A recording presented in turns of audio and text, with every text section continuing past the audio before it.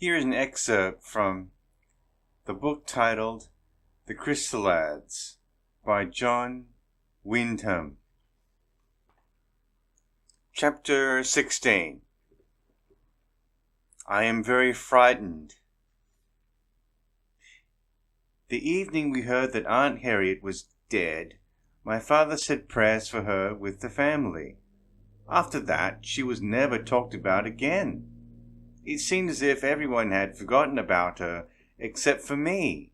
I could not forget her saying, "I am not sorry, only beaten." And I could not forget her face when she left the house. No one told me how she died, but I knew that it had not been an accident. Somehow her death worried me more than anything that had ever happened before. I was afraid, more than afraid, when Sophie had been caught. For several nights I dreamed of Aunt Harriet lying in the river, holding her baby, and I was frightened. Aunt Harriet had died just because her baby was different from other babies. There was the little thing that made it not quite right. A mutant, my father called it. A mutant. I remember the words I had heard in church. Look out for the mutant. The mutant is wicked. Such a small thing made you a mutant. I began to pray very hard every night. "Oh God," I said, "please, please, God, let me be like other people. I don't want to be different. I want to wake up in the morning and find I am like other people. Please, God." And every morning I tested myself, but I found I could still talk with think pictures to Rosalind and the others.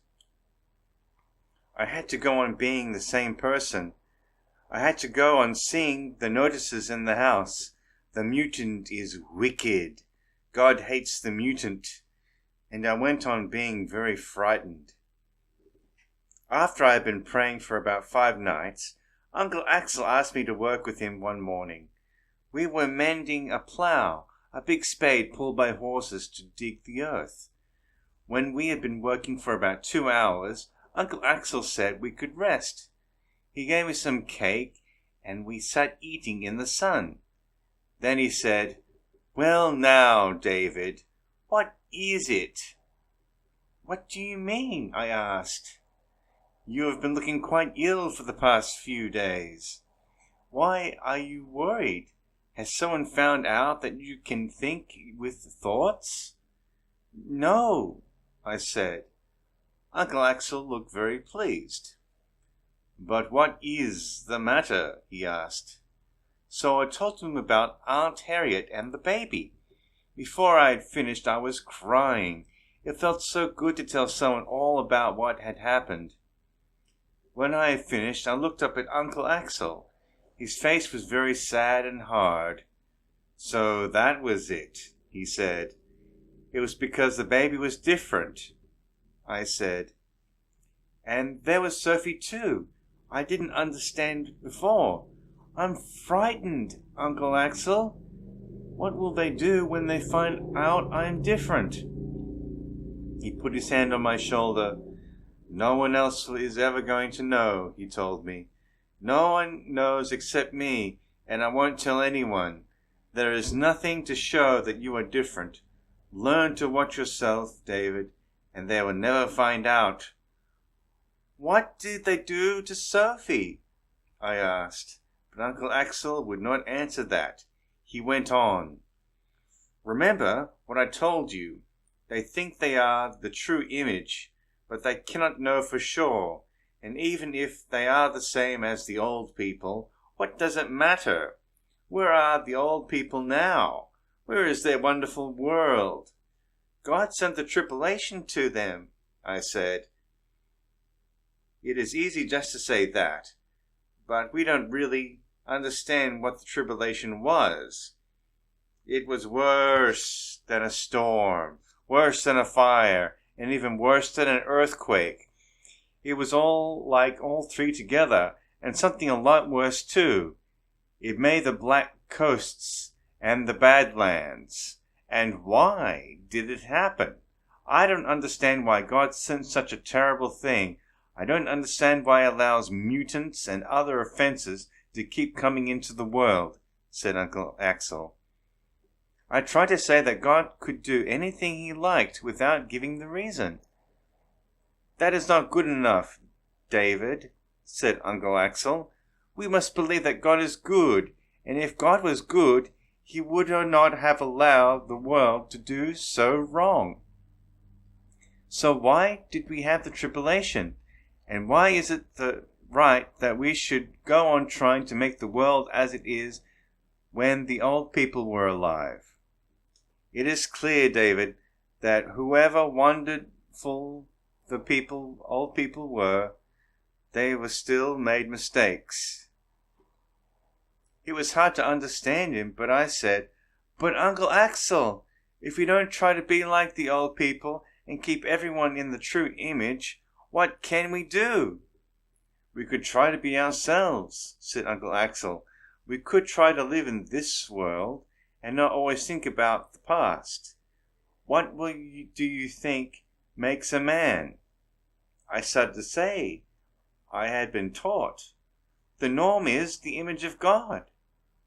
"But a doll could be in the image of God," said my uncle. "What makes man different from everything else is that man has a mind, and that is the most important thing we have. You and Rosalind and the others have different minds from everyone else, but that does not mean that your minds are bad. If you have been praying to God to make your mind like everyone else's, you are wrong. It's like asking God to make you deaf or blind. You must face the fact that you are different, David, and you must try to use the fact that you are different, but still keep yourself safe." That evening, I talked to Rosalind and the others. We thought we should all know each other's names now. If we knew that, we should not have to wonder so much if someone stopped talking. We would know who it was. There were 8 of us, Rosalind and I and 6 others. The others were Michael, who lived about 3 miles to the north, Sally and Catherine, who lived on 2 farms further away, Mark, almost 9 miles away in the northwest, and Anne and Rachel. Anne and Rachel were sisters. They lived on a farm only about a mile to the west. Anne was the eldest. She was 13. Now that we knew how many there were of us, and we knew each other's names, we all felt much safer. After a time, I found that I did not worry so much about the notices in the house saying, "Look out for the mutant," and I did not think so often about Aunt Harriet and Sophie. I had many new things to think about. Michael went to a much better school than the rest of us. He taught us far more than we learnt at school.